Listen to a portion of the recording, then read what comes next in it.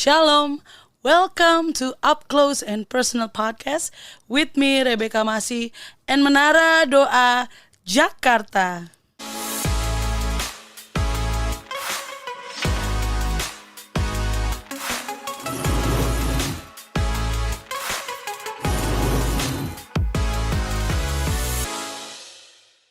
Dalam Lukas 9 ayat 23 dikatakan, katanya kepada mereka, setiap orang yang mau mengikut aku, ia harus menyangkal diri, memikul salibnya setiap hari, dan mengikut aku. Pengiringan kita dengan Kristus dibutuhkan hal tersebut yang kita lakukan setiap hari dalam hidup kita, menyangkal diri, pikul salib, dan mengikut aku. Masih dengan narasumber Ibu Elke Wijanarko. Shalom Ibu. Shalom Beka, shalom semua.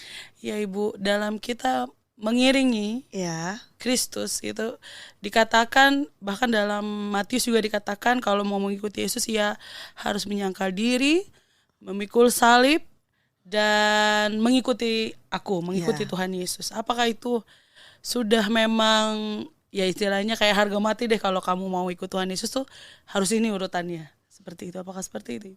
Ya, karena itu ada di Alkitab dan itu adalah Tuhan Yesus sendiri yang berkata, ya harus seperti itu Beka.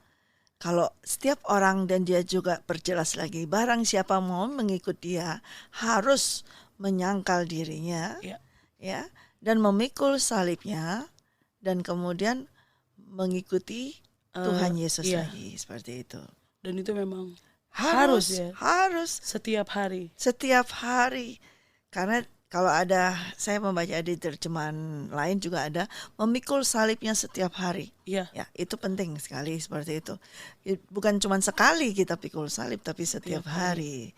Ya, itu harus, sebab kalau tidak berarti kita tidak bisa mengikuti Tuhan Yesus. Itu persyaratan dari Tuhan Yesus sendiri.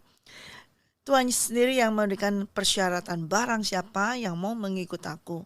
Nah, berarti semua terbuka untuk siapa? Syaratnya ya harus menyangkal dirinya, menyangkal dirinya, kemudian memikul salibnya setiap hari, lalu mengikuti Tuhan Yesus. Tidak ada dibuat, boleh nggak sih begini, ntar aja saya mau ikut dulu, nyangkalnya ntar, mikul salibnya ntar, ikut dulu deh gitu, coba-coba, kalau enak ya kita ikutin gitu. Nggak bisa dong kalau nggak bisa dijalanin dulu aja ya. Nggak akan bisa, karena itu syarat dari Tuhan sendiri ya. Iya, betul. Bukan dari hamba Tuhan, bukan dari siapapun, tapi Alkitab yang mencatat dan Tuhan Yesus sendiri yang menyampaikan hal tersebut. Ya, memang mungkin begitu mendengar itu banyak orang yang merasa, aduh sukar sekali ya kalau begitu ya mengikut Tuhan Yesus ya. Sebetulnya Tuhan memang harus mau memilih ya. Tuhan sebetulnya memilih kepada setiap orang ya. Memang tidak banyak orang yang mau menyangkal dirinya dan tidak banyak orang yang mau memikul salibnya. Oleh karena itu dia menyatakan demikian. Karena sebetulnya siapa yang bisa mengikuti Yesus itu adalah pilihan daripada Tuhan Yesus sendiri. Gitu. Dalam kata memikul salib ya Bu ya, ada sebagian orang yang bilang misalnya dia mengalami kemalangan atau misalnya punya anak yang mungkin bandel atau apa gitu ya, dan berkata kalau ini adalah salib yang harus aku pikul. Apakah seperti itu Bu, salib yang harus kita pikul? Iya, memang saya juga sering sekali mendengar hal tersebut. Tapi sebelum memikul salib, bagaimana kalau kita mulai dari menyangkal diri terlebih dahulu ya? Karena menyangkal diri di sini bukan menyangkal Tuhan Yesus tentunya. Yang dimaksud adalah menyangkal diri kita. Artinya kita tidak memiliki suatu pemikiran atau pemahaman bahwa kita inilah yang memiliki kita. Ya, disown, we have to disown. Jadi kita harus tidak memiliki. Jadi hidupku ini bukan milikku lagi. Hidupku ini bukan untuk aku. Nah, itu harus kita sangkal. Kemudian disregard, artinya sudah tidak memandang diri kita ini begitu tinggi sekali. Ya, seperti itu. Kemudian juga tidak mengutamakan kepentingan kita. tidak mengutamakan segala sesuatu yang menguntungkan bagi Iya. kita. Nah, itu adalah namanya artinya di dalam menyangkal diri itu harus melakukan tersebut. Bila ada orang yang mau mengikuti Tuhan Yesus Kristus tetapi masih mengutamakan kepentingannya dia sendiri, masih selalu mendahulukan egonya, semuanya, harga dirinya. Nah, dia tidak akan bisa mengikut Tuhan Yesus. Jadi syaratnya Tuhan harus menyangkal, artinya aku sudah tidak ada lagi gitu. Yang ada dalam milik daripada Yesus Kristus. Yang adalah aku ini kepunyaan daripada Tuhan Yesus Kristus. Ya, itu adalah arti daripada menyangkal. Jadi kita harus disown, disregard, dan juga kita tidak boleh ada kepentingan diri sendiri lagi. Semuanya itu untuk benefitnya untuk kerajaan surga Iya, yang kita tentunya lakukan. untuk yang kepada siapa yang kita harus mengikuti, yaitu kepada Tuhan Yesus Kristus. Kalau kita mau mengikuti Tuhan Yesus, kita harus meniadakan diri kita, meniadakan semuanya. Termasuk juga itu adalah kepandaianmu misalnya, intelijenmu, kamu merasa kamu bersekolah baik, kemudian kamu punya suatu talenta. Nah, segala sesuatu itu kita tiadakan, artinya kita sangkal, itu bukan andalannya kita lagi. Itu bukan satu-satunya milik kita. Ya, itu kita harus sangkal. Itu semua itu ada bukan karena kepandaian kita, bukan karena kehebatan kita, tetapi karena Tuhan Yesus yang memberikannya. Ya. Untuk hal itu saja mungkin sukar BK. Iya. Untuk di dalam fase menyangkal ini pun adalah sukar bagi seseorang, apalagi bila dia dari kecil dia sudah diajar untuk mandiri, kemudian sudah mencapai segala sesuatu semuanya, dan dia memiliki segalanya. Kemudian ketika dia mau mengikut Yesus, dia harus berkata, itu semua bukan milikku, itu semua bukan aku. Nah, itu adalah hal yang sukar. Segala sesuatu yang sudah kamu capai, kamu harus sangkal bahwa itu bukan saya yang membuatnya, itu bukan saya yang mencapainya. Nah, itu kan sukar sekali. Iya, betul. Nah, tetapi itulah syaratnya dari Tuhan. Supaya Tuhan mau memberitahukan bahwa kalau kamu bisa sampai mencapai prestasi yang seperti itu, mencapai memiliki segala sesuatu yang kau punyai itu bukan karena kamu. Sebelum kamu mau mengikut aku, kamu harus menyangkal itu terlebih dahulu bahwa itu pun berasal daripada aku. Asal daripada Tuhan semuanya. Semuanya. Nah, itu di menyangkal diri banyak sekali masih sukar untuk dilakukan, dan orang masih tidak memahami, hanya mau ikut saja. Makanya banyak terjadi orang-orang yang mengikut Tuhan Yesus masih egonya masih tinggi, masih punya kepentingan pribadi. Betul. Di dalam pelayanan pun masih ada banyak orang yang mengutamakan kepentingan pribadinya. Namanya, nama besarnya seperti itu. Nah, itu tidak akan bisa mengikut Tuhan Yesus. Ini belum masuk ke pikul salib PK. Iya ya, itu kayak kalau misalnya kayak aku aja gitu ya, aku bisa nyanyi dan aku menganggap kalau ini adalah satu-satunya modal aku gitu ya. Aku bisa hidup karena aku bisa nyanyi gitu ya. Dan ternyata itu bukan karena aku, tapi karena memang Tuhan yang memberikan talenta itu ke aku. Bukan berarti menyangkal bahwa wah, aku nggak bisa nyanyi, kamu BK bisa nyanyi, terus kemudian menyangkal aku nggak bisa nyanyi. Bukan menyangkal hal seperti demikian, tetapi yang disangkal adalah bahwa kamu bisa menyanyi itu pun bukan karena usahamu. Betul. Bukan karena kamu belajar. Kalaupun kamu belajar pun bukan karena usahamu sendiri, tapi semuanya itu karena daripada karunia atau talenta daripada Tuhan. Nah, itu yang harus kita singkirkan, kita sangkal. Oh iya, itu. Nah, itu untuk hal demikian aja sering kita masih banyak orang yang tidak bisa menyangkal diri ya seperti itu ya. Egonya tinggi banget. Iya. Kadang kalau misalnya kita bikin sesuatu nih, aku ini ya, terus sesuatu itu berhasil, wah udah tambah lagi. Ya, kalau ada sesuatu yang bagus, berhasil, sukses, tambah lagi. Untuk menyangkal, oh it's not me, itu sukar sekali seperti mungkin itu. Di mulut bisa ya Tuhan, tapi di hati kan Tuhan yang tahu. Nah, itulah gitu kan. Kalau di mulut aja hanya seperti itu mungkin bisa dikatakan, tetapi kan Tuhan mau yang kita yang dicari Tuhan bukan hanya mulutnya, tapi hatinya. Seperti itu. Iya, sukar sekali kalau langsung oh it's not me, gitu kan, sukar sekali. Iya, betul. Dan aku sering banget gitu yang mengalami hal tersebut gitu ya.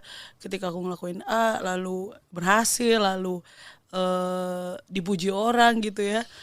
wah udah deh tuh langsung. Iya. Hatinya sih bilang, oh haleluya itu karena Tuhan. Tapi di dalam hatiku aku tahu aku belum menyangkal diriku. Dan aku nganggap kalau itu karena aku Iya. gitu. Nah, itu sangat berbahaya sekali ya. Iya, Level tersebut sebetulnya makanya Tuhan mau kita itu menyangkal diri karena itu membuat celah, dan itu adalah tempat di mana iblis bisa dengan mudah menjatuhkan kita iya gitu betul. ya. Oleh karena itu Tuhan berkata syaratnya adalah menyangkal dirinya. Supaya ketika kita dalam perjalanan mengikut Tuhan Yesus, tidak ada celah yang bisa dimasukin oleh iblis untuk kita jatuh. Iya, Gitu. Karena ketika ngomong, oh itu karena hasil usahaku, itu karena aku yang melakukan, aku. Nah itu nanti berbahaya di situnya. iya. Nah, itu aku ini yang harus kita sangkal. Betul sekali ya. Iya. Aduh. Sangat apa ya? Kalau di aku ya, itu sangat-sangat ketika sangat agak susah mungkin ya. Karena bertahun-tahun gitu ya aku hidup dan apa ya? eh Banyak gitu ya pujian-pujian yang aku dapetin dan itu membuat aku kayak ini karena gua jago apa segala macam. Tapi ketika aku belajar, oh kita harus menyangkal diri dan itu adalah hal yang susah ya, kalau menurut aku ya Bu, Ya. susah gitu karena aku mainnya di hati kan, bukan di Iya. mulut gitu. Jadi eh ketika mulutku bilang ya itu karena Tuhan, tapi tetap hati aku bilang enggak karena gua gitu. Ya. Dan setiap kali hal tersebut terjadi, aku langsung berdoa gitu, Tuhan minta ampun. Ya. Ini bukan karena aku, tapi karena Ya. Tuhan. Seperti itu. Nah itulah yang diinginkan Tuhan ketika kita mengikut Tuhan. Harus dari dalam hati kita yang menyangkal, artinya bukan lagi aku tetapi Tuhan. Sebelum kita mengikutnya kita harus menyangkal terlebih dahulu. Tapi kita bisa ya Bu ya. Bisa, harus bisa. Harus bisa. Karena itu syarat dari Tuhan. Kalau Tuhan memberikan suatu persyaratan, pasti kita bisa melakukannya. Tidak mungkin Tuhan memberikan suatu persyaratan, lalu kemudian kita tidak bisa melakukannya. Lalu siapa dong yang mengikuti dia? Tidak ada. Ya, pasti Tuhan ketika memberikan suatu persyaratan seperti itu, dia pasti memberikan suatu syarat yang mana kita semua ini bisa melakukannya. Dan sampai di level yaitu memikul salib. Kalau kita sudah yaitu menyangkal diri, pasti di dalam memikul salib ini adalah suatu hal yang ringan, tidak berat lagi. Ya. Dan tadi disampaikan BK tentang memikul salib adalah ketika menghadapi masalah-masalah dari anak, misalnya anaknya Ya. bandel gitu, atau kemalangan gitu, terjadi kemalangan atas hidup kita. Situasi nggak enak, kadang kan kita suka bilang, ya ini mas salib yang harus aku pikul gitu. Apakah sebetulnya bukan seperti itu ya. Sebetulnya salib yang harus kita pikul itu adalah daging kita sendiri, ya, kedagingan kita sendiri, yaitu ambisinya kita sendiri, kemudian tentang egoisnya kita sendiri, ya, hawa nafsunya kita. Nah itulah pikul salib. Segala sesuatu yang berbau daging, ya, itulah pikul salib yang harus kita salib. Sesuatu yang harus kita pikul artinya apa? Bukan kita bawa kemana-mana, tetapi itulah yang harus kita, ketika Tuhan Yesus memikul salibnya tujuannya kemana? Mau disalib artinya kepada mati kan? Nah, ketika kita harus membawa kedagingan kita, hawa nafsu kita harus kita pikul salib, tujuannya harus di crucify, harus disalibkan. Artinya harus dimatikan. Nah, itu yang Tuhan katakan harus memikul salibnya setiap hari. Ya bukan dibawa kemana-mana, ya, tapi harus di crucify, harus disalibkan, artinya harus dimatikan. Yaitu keinginan daging, hawa nafsu, segala sesuatu yang membawa kedagingan ini muncul, amarah, egois, ya, ambisi. Nah itu harus kita salibkan, kita matikan setiap hari. Iya, betul. Sama seperti Tuhan Yesus mau mati, dia harus memikul salibnya kan. Nah setelah itu dia disalibkan dan dia mati. Demikian juga kalau kita mau ikut Tuhan Yesus, maka kedagingan kita ini harus kita salibkan. Kedagingan kita ini harus kita matikan setiap hari. Dan itu ditulisnya setiap hari. Setiap hari. Ya bukan sekali, setiap hari. Tuhan Yesus mati di kayu salib sekali untuk menebus dosa kita. Namun kita harus setiap kali, setiap hari memikul salib kita, mematikan terus kedagingan kita, mematikan terus ambisi kita, mematikan terus amarah kita, mematikan terus hawa nafsu kita itu setiap hari. Iya, setiap hari ya, karena kita bertemu orang setiap hari. Iya, suasana berbeda kan, Iya. hari ini dengan hari kemarin, hari esok itu berbeda.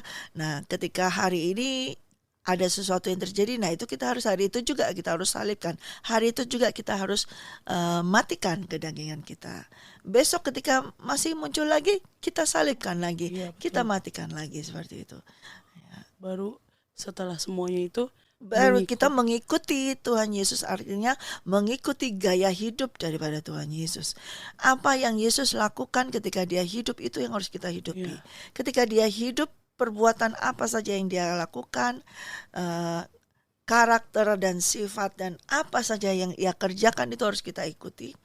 Dan juga ketika dia harus mati di kayu salib, ya, if need be, kalau bila diperlukan di dalam kita mengikut Tuhan Yesus, kita harus bisa mengikutinya sampai kita harus mati, misalnya seperti mati syahid.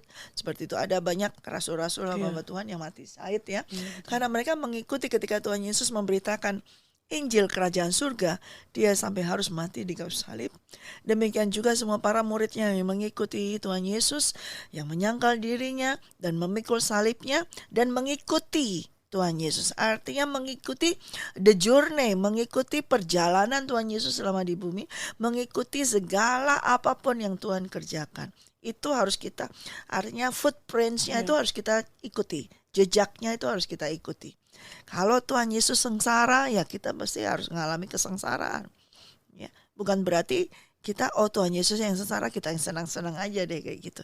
Ya. Tetapi segala sesuatu apa yang Tuhan Yesus kerjakan, Tuhan Yesus alami, itu pasti kita harus mengalami ya. Karena Tuhan juga berkata, kalau kita adalah muridnya, seorang murid tidak akan bisa melebihi dari seorang gurunya. Ya, kalau gurunya aja mengalami kesengsaraan, kalau gurunya aja dicerca, kalau gurunya aja dimaki-maki, ya pasti kita pun akan mengalami hal tersebut. Kalau gurunya aja dibenci, pasti murid-muridnya juga akan dibenci. Tetapi tidak ada yang melebihi daripada gurunya. Artinya kita lebih sengsara dari guru kita, atau kita lebih dibenci dari guru kita. Tidak, maksudnya di situ. Ya, tapi atau juga mau kita yang lebih santai, ya nggak bisa juga. Kita yang lebih enak, biar guru kita aja yang ngalamin sengsara. Kan guru kita udah sengsara, kita kan nggak usah. Tidak bisa juga. Nah, mengikuti Yesus, mengikuti semuanya. Apa yang dia kerjakan, jalan kemana, mengikuti, itu yang harus kita hidupi, kita ikuti. Tapi kebanyakan sekarang mah kita malah milihnya mau hidup santai, Iya. hidup enak, hidup Iya. diberkati. Iya, karena memang ada banyak penyerongan dari firman Tuhan lah. Ya, dari yang disiarkan, diberitakan oleh para hamba-hamba Tuhan yang serong, yang keluar dari firman Tuhan mengatakan bahwa kalau ikut Tuhan itu enak, kalau ikut Tuhan itu pasti diberkati. Itu nggak salah, kalau ikut Tuhan itu enak, diberkati, tidak salah. Ya, tidak berarti itu salah, tapi tidak semuanya yang disampaikan. Ya, tidak sampai ke segala sesuatu semuanya yang disampaikan. Itulah yang membuat orang merasa, wah enak kalau ikut Tuhan Yesus pasti dapat enak, dapat semuanya. Lalu giliran kena sesuatu yang nggak enak, kecewalah mereka. Lalu mereka akhirnya imannya gugur. Nah, itu yang lebih parah lagi. Kemudian menghujat Tuhan. Nah, itu yang lebih parah lagi seperti itu. Karena tidak diberitakan kebenaran yang seutuhnya, Injil yang seutuhnya. Ya. Tidak salah, karena memang Tuhan pasti memberkati. Tuhan pasti memelihara. Tetapi harus ada jalan yang harus kita ikuti seperti Tuhan Yesus. Ya. Kalau kita hanya memilih jalan yang enak saja, tidak bisa juga seperti itu. Betul ya, karena memang sudah ditulis juga ya di Alkitab ya, para rasul seperti itu. Iya. Dan di Matius nih Bu, Matius kita lanjut di ayat itu, Matius 10 ayat 34 sampai 42. Judul perikopnya adalah Yesus membawa pemisahan, bagaimana mengikuti Yesus.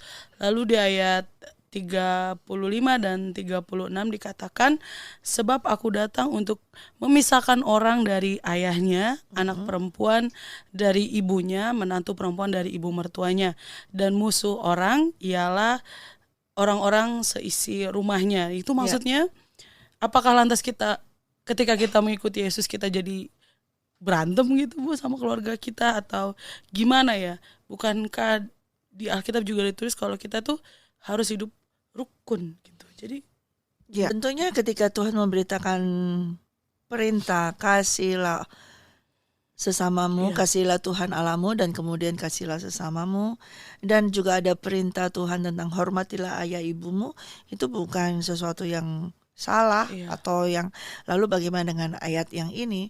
Ya, di sini Tuhan Yesus mau menyampaikan bahwa ia datang memang bukan untuk membawa damai. Ketika ia datang dengan pedang, dia akan memisahkan antara roh dengan daging. Ya, dia akan datang memisahkan mana yang roh, mana yang daging.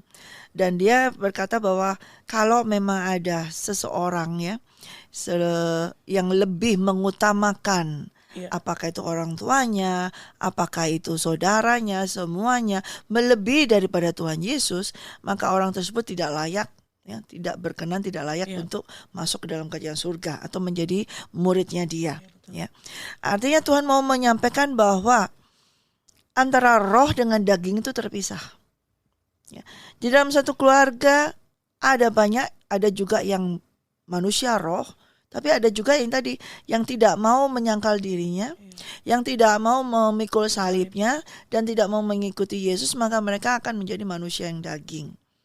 Nah, orang-orang yang sedemikian itulah yang akan dipisahkan. Dalam arti dipisahkan di sini bukan berarti kita harus menjadi permusuhan, membenci seperti itu, tetapi akan terpisah.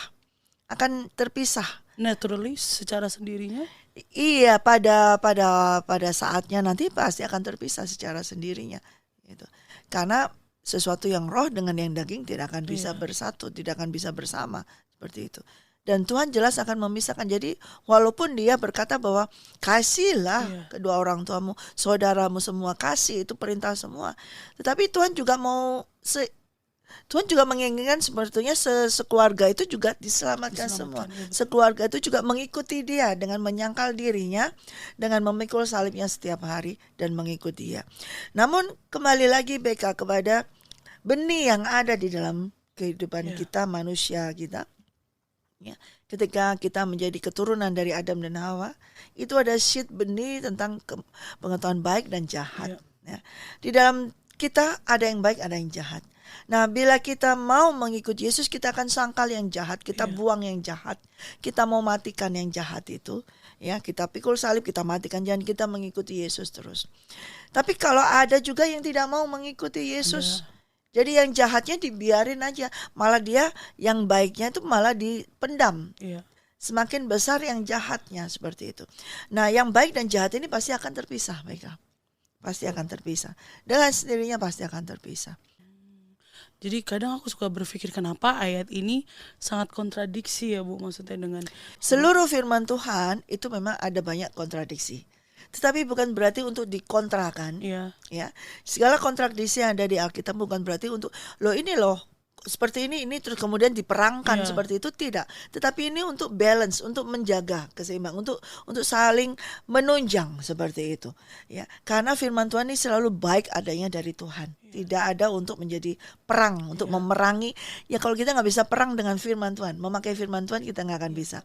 Ya, tetapi artinya di sini bahwa di dalam mengikut Tuhan tuh nggak bisa dibuat untuk yang kedua, ketiga, keempat, itu nggak bisa. Tuhan tuh harus yang prioritas. Tuhan tuh yang pertama, harus yang diutamakan.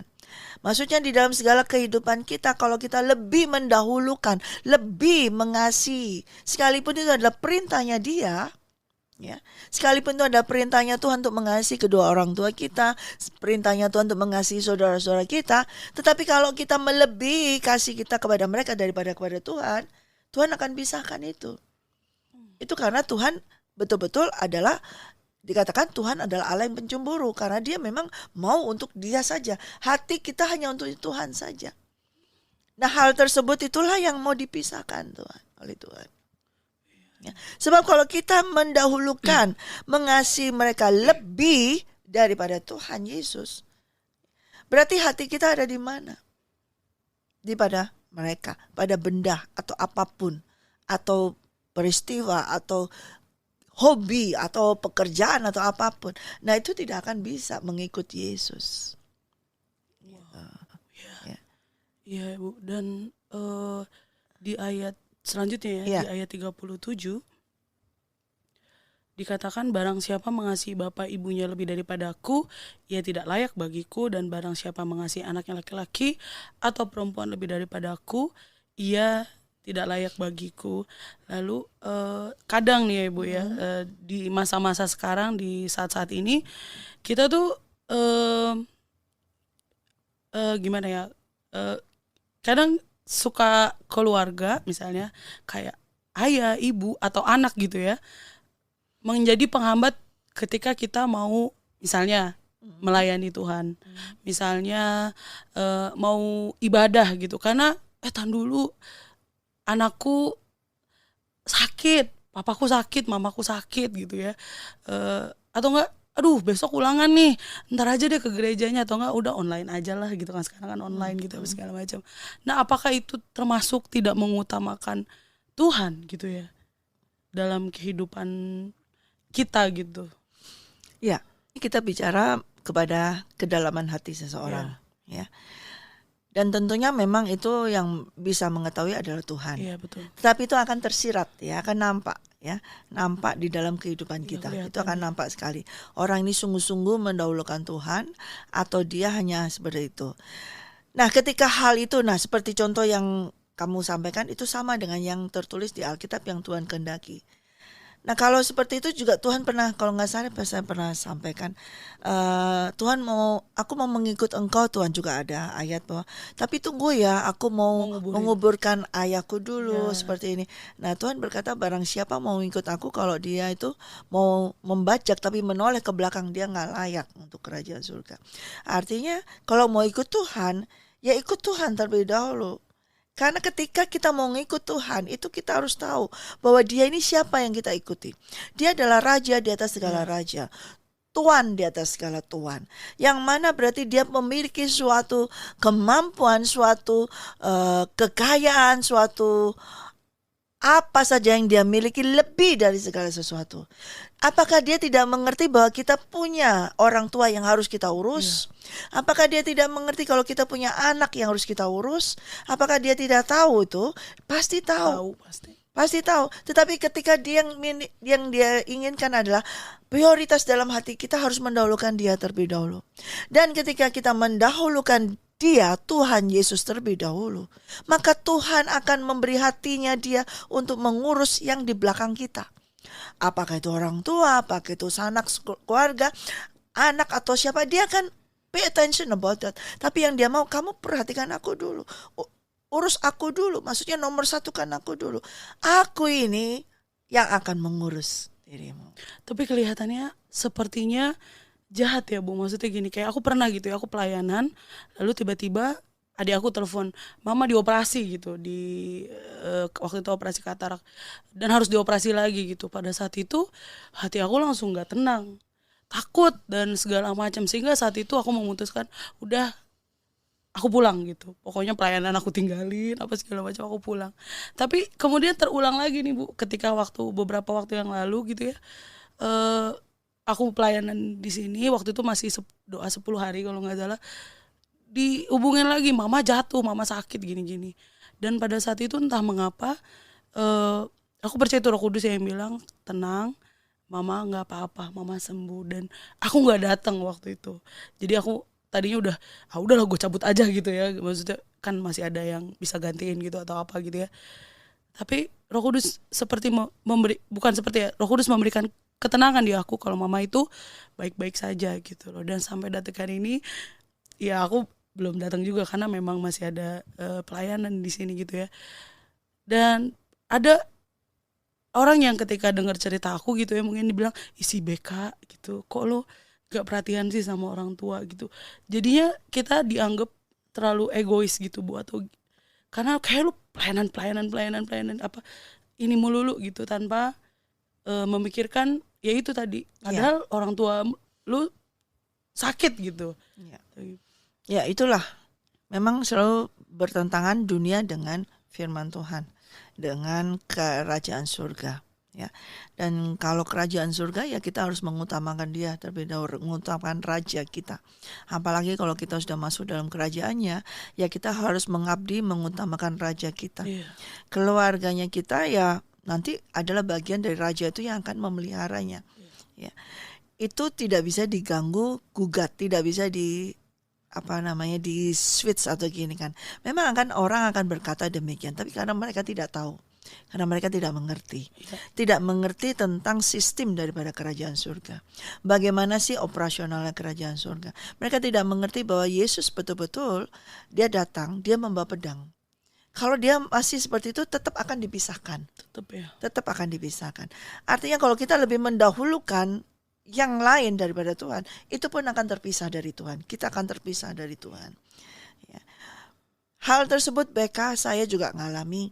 Ya, karena saya juga mempunyai orang tua, juga mempunyai keluarga. Ya. Tapi kembali kepada pengenalan saya akan Tuhan saya, yaitu Tuhan Yesus Kristus. Ya. Yang mana ketika saya mengetahui bahwa siapa yang saya ikut ini bukan hanya sekedar suatu company, suatu leadership begitu saja yang di sini, ya, tetapi dia adalah yang menguasai surga dan juga menguasai bumi, yang menguasai saya dan menguasai semuanya, yang bisa melakukan apa saja, yang bisa membunuh juga, menghabisin nyawa semuanya bisa aja.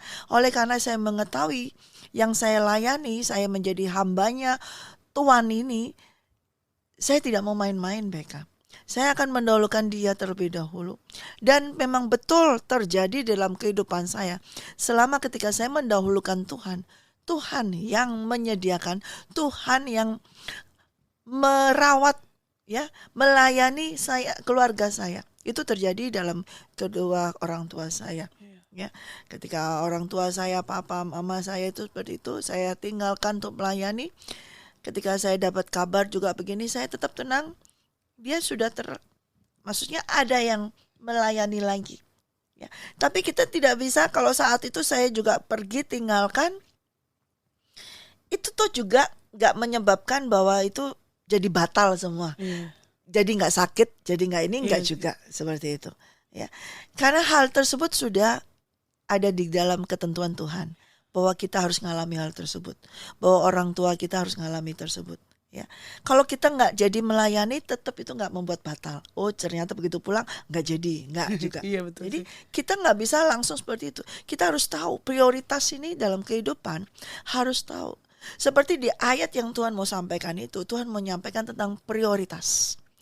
Yang utama, keutamaan yang utama harus Yesus Kristus.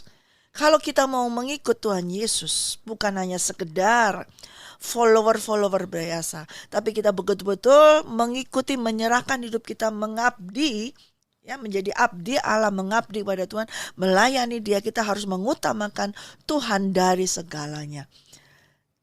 Juga termasuk nyawa kita. Ya. Bukan segala sesuatu yang yang kecil baru bisa, oke, nggak apa-apa. Tapi kalau orang tua jangan deh, kalau nggak bisa. Ketika kita berkata, loh ini orang tuaku, berarti kita tidak percaya kepada Tuhan yang kita ikuti ini, bahwa Tuhan kita ini sanggup memelihara seluruh yang ada di dalam, di balik kita, di belakang kita. Nah itu kita berarti tidak percaya kepada Tuhan kita, kepada Raja kita yang kita ikuti, yang kita sembah, yang kita layani. Nah hal itu berarti mendukakan Dia. Kamu gak percaya kalau aku sanggup merawat mamamu, kamu gak percaya kalau aku sanggup merawat keluargamu, kamu gak percaya. Nih juga nih saya sering juga banyak mendengar ibu-ibu ladies nih, kalau anak ujian, oh gak datang ibadah seperti ini ya, anakku ujian. Loh yang ujian siapa? Seharusnya kalau dia anak ujian, dia harus diarahkan, dididik seperti anak Tuhan. Belajar dan berdoa supaya mereka punya tanggung jawab. Kamu lakukan tanggung jawabmu sebagai apa? Hamba Tuhan, melayani, ikut ibadah, datang ibadah. Dengan kamu datang ibadah, berdoa, kamu mendukung doa untuk anakmu. Tapi anakmu jadi mandiri, jadi anakmu ini juga bergantung kepada Tuhan. Nah ini pendidikan yang salah yang sekarang ini diarahkan, diajarkan kepada anak-anak. Ya, mereka terlalu overprotecting kepada anak-anak. Ya kita udah bahas tuh ya di waktu episode yang mana saya lupa. Ya, karena mereka sehingga akhirnya anak-anak itu menjadi tidak bergantung kepada Tuhan. Nah ini mulai diserongkan. Makanya Tuhan tetap berkata bahwa aku datang bawa pedang loh, aku memisahkan. Kamu begitu sayang kepada anakmu perempuan, tapi kalau kamu seperti itu akan dipisahkan. Karena kamu mengutamakan kedaginganmu, kamu tidak mengutamakan rohmu. Tuhan menyampaikan ayat itu betul-betul akan terjadi. Kalau kamu saat ini lebih mengutamakan anakmu, lebih mengutamakan orang tuamu, pasti kamu akan dipisahkan. Iya, iya. Soon or later pasti pasti akan dipisahkan. Dalam arti pemisahan yang gak enak. Iya. Ya. Tetapi bila kita mengutamakan Tuhan, mungkin sesaat kita terpisah dengan mereka, tapi secara roh hubungan kita tetap terikat. Iya, tetap maksudnya bukan terikat, tetap lekat, tetap erat, katakanlah seperti itu. Tetap baik. BK dengan mama kan tetap kontak baik. Nah, walaupun tidak bertemu, saya juga dengan mama saya lama ketemu, tapi kita masih baik seperti itu karena kasih tambah kasih. Karena saya mengutamakan Tuhan Yesus. Tapi kalau saya lebih mengutamakan manusia, dipisahkan dengan gak enak. Ada nanti gara-gara apa? Berantem, Grace. Nah akhirnya gak ketemu karena suatu persoalan. Karena gak teguran. Gak teguran. Gak enak banget kan kayak gitu. Kadang bisa juga serumah tapi gak teguran. Nah, pernah aku begitu. Iya kan? Itu sama berarti kan terpisah, dipisahkan. Walaupun serumah tapi dipisahkan. Tapi Tuhan mau katakan ini. Dengan kita mengikuti Tuhan, tahu prioritas yang Tuhan utamakan, ini adalah prioritas keutamaan tentang Tuhan Yesus. Itu harus penting dalam kehidupan kita. Utamakan Dia, ya. Nanti Dia yang akan tahu kalau hati kita mengutamakan Tuhan. Tuhan akan izinkan iblis mau cobai kita ya dengan ini. Tapi kita tahu, oh Tuhan, lagi kami melayani, ternyata kami ada masalah ini. Kami berdoa Tuhan kepada Tuhan. Tuhan pasti akan tolong itu. Tapi kita selesaikan, kita lakukan pelayanan ini Tuhan. Tuhan pasti akan menggantikannya itu. Amin. Wow, iya. Aku belajar banyak hari ini, Bu. Haleluya, puji Tuhan. Sudah sharing hal ini ya, Bu ya. Ya, puji Tuhan. Iya. Ya, ini merupakan sesuatu yang keharusan. Iya. Bila saudara semua mau mengikut Tuhan, bukan hanya sekedar followers atau terima Yesus dibaptis supaya dapat surat baptisan supaya bisa menikah ya.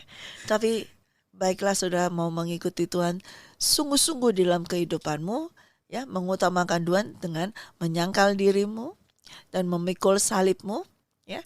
Menyangkal dirimu dan memikul salibmu setiap hari. Ya, dan mengutamakan Tuhan. Iya, kalau aku ingat kalau kata Ibu, nomor 1 Tuhan Yesus, nomor 2 Tuhan Yesus, nomor 3 Tuhan Yesus, nomor 4 Tuhan Yesus, nomor 5 Tuhan Yesus. Kalau kita ada 10 nomor 6 Tuhan Yesus, nomor 7 Tuhan Yesus, nomor 8, 9 dan 10 tetap Tuhan Yesus. Artinya walaupun di sini ada keluarga kita, ada pekerjaan kita, tapi kalau kita menomorsatukan Tuhan, Tuhan ini ada di dalam keluarga kita. Amen. Tuhan ada di dalam pelayanan kita, ada di dalam pekerjaan kita, ada di mana-mana. Itu artinya di sini. Itu yang saya alami, Beka. Ya, terima kasih, puji Bu. Tuhan, Beka. Haleluya, puji Tuhan. Sampai di sini dulu podcast kita pada hari ini. Terima kasih untuk support Bapak, Ibu, Saudara sekalian. Jangan lupa di like, subscribe, dan nyalakan lonceng dan share podcast Up Close and Personal. Be ready for He is coming. God bless you. God bless you.